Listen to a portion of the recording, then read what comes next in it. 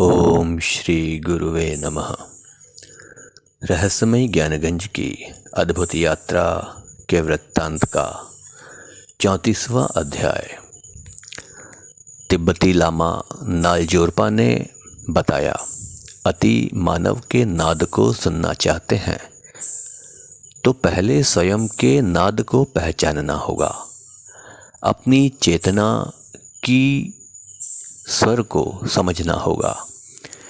तिब्बती लामा नालजोरपा ने अपने अंदर उत्पन्न होने वाले नाद को पहचानने के जो तरीके बताए, उसमें से एक तरीका ब्रह्मांड की ध्वनि ओम के माध्यम से 5 अंगों की संयुक्त संवेदनशीलता को जागृत करना है।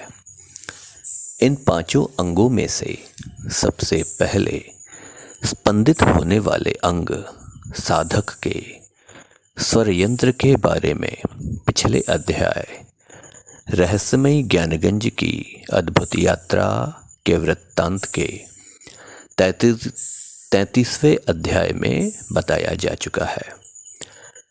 ओम के उच्चारण के दौरान स्पंदित होने वाले दूसरे संयोजन के बारे में बताते हुए तिब्बती लामा नालजोरपा ने कहा, जब आपका स्वरयंत्र स्पंदित होने लग जाए तब आप अपने स्वरयंत्र के साथ साथ अपने नासिका रंध्र पर भी ध्यान केंद्रित करते हुए ओम का उच्चारण करेंगे तो कुछ समय बाद आप पाएंगे कि आपके स्वरयंत्र के साथ साथ आपके नासिका रंध्र में भी स्पंदन होने लगा है। आपके तालू के पीछे नासिका रंध्र में एक छोटी सी झंझनाहट शुरू होगी जो आपके नासिका के रास्ते से आगे बढ़ते हुए आपकी आज्ञा चक्र के पास तक पहुंचेगी।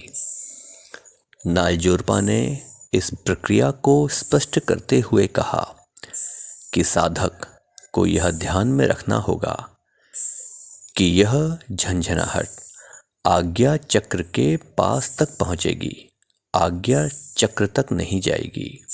इसे ध्यान में रखना होगा। कुछ समय के सटीक अभ्यास के बाद साधक को यह स्पष्ट होने लग जाएगा कि आपका नासिका रंध्र और आपके स्वरयंत्र में एक साथ छोटी छोटी चींटियों के चलने जैसा आभास होगा और इस संयुक्त संयोजन से ओम की जो ध्वनि उत्पन्न होगी वह साधक की आज्ञा चक्र के आसपास भ्रमण करेगी। तब साधक को यह समझ लेना चाहिए कि उसके अंदर ब्रह्मांड के अति मानवों से संपर्क साधने की क्षमता विकसित होना शुरू हो चुकी है।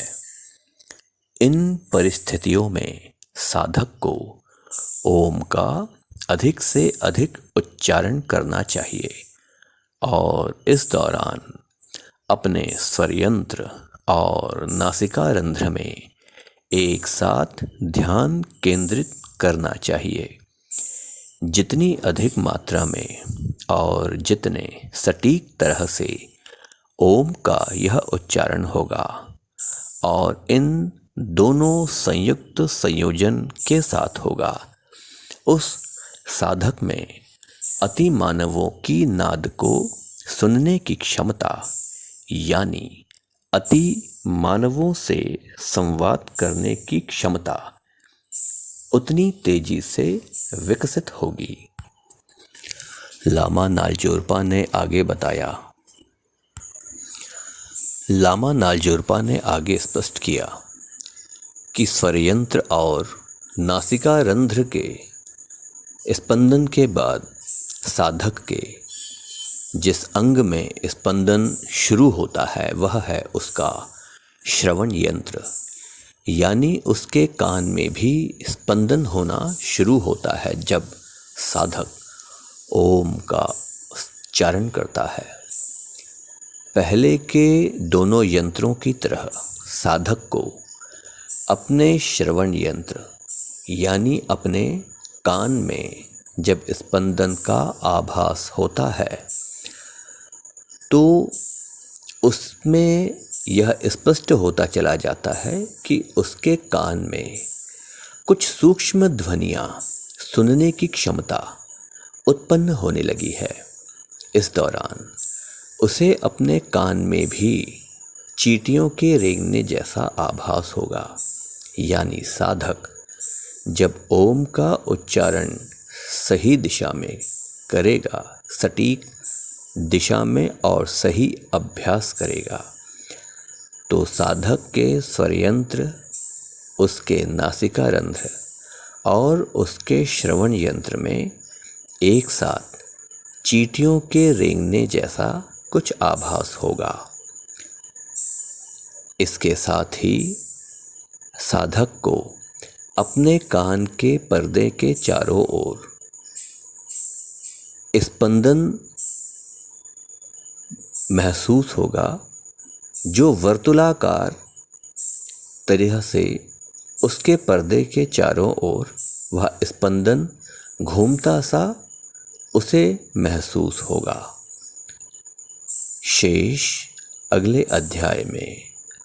ओम श्री गुरुवे नमः।